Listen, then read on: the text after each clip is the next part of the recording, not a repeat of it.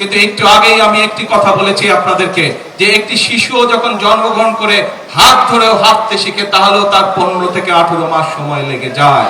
প্রিয় ভাই বোনেরা, 20 কোটি জনসংখ্যার একটি দেশে আমরা কখনোই বলি না যে আমরা গত 6 মাসে দেশের সকল উন্নয়ন কার্যক্রম করে ফেলেছি। এটি সম্ভব নয়, এটি একটি অবাস্তব ব্যাপার।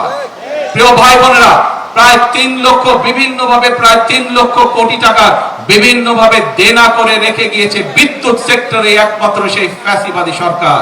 আমি জানি বিগত কিছুদিন যাবত সমগ্র বাংলাদেশে মানুষ গ্রামে গঞ্জে সব জায়গায় বাংলাদেশের মানুষ অনেক জায়গায় গ্রামে গঞ্জে বাংলাদেশের মানুষ ক্ষেত্র বিশেষে মফস্বল শহরগুলোতে উপজেলা জেলা শহরগুলোতে বাংলাদেশের মানুষ বিদ্যুতের কষ্ট পাচ্ছে।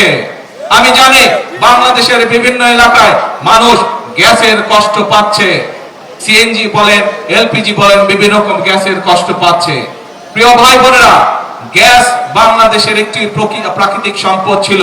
বিগত 17 বছর বাংলাদেশের নিজস্ব যে প্রাকৃতিক সম্পদ যে গ্যাস কূপগুলো ছিল, স্বৈরাচাররা একটি গ্যাস কূপ নতুন করে তারা খনন করেনি বা করতে দেয় নাই সরকারি সংস্থা যেটি আছে, বরং তারা এই পুরো সেক্টরটিকে বিদেশিদের হাতে ছেড়ে দিয়েছিল। আপনাদের নির্বাচিত সরকার রাষ্ট্র পরিচালনার দায়িত্ব পাওয়ার সাথে সাথে আমরা সিদ্ধান্ত গ্রহণ করেছি বাংলাদেশ পেট্রোলিয়াম কর্পোরেশন যে বাপেক্স আছে অর্থাৎ সরকারি যে সংস্থা আছে তারা দেশের মাটিতে গ্যাস খনন কার্যক্রম দ্রুত শুরু করবে, যাতে করে এই গ্যাস কূপের খনন নিয়ন্ত্রণ বাংলাদেশের মানুষের হাতে থাকে। একইভাবে প্রিয় ভাই বোনেরা, এখন এই মূল্যবান গ্যাসের একটি বড় অংশ আমাদেরকে বিদেশ থেকে নিয়ে আসতে হয়, যেই জাহাজের মাধ্যমে নিয়ে এসে যে স্টোরেজের মধ্যে রাখতে হয়, সেই স্টোরেজের ব্যবস্থা মাত্র 2টি করে গিয়েছে 15 বছরে সেই ফ্যাসিবাদ। তাও তারা এমন ভাবে করে গিয়েছে যাতে তাদের লোকজন সেই সুবিধা পায়।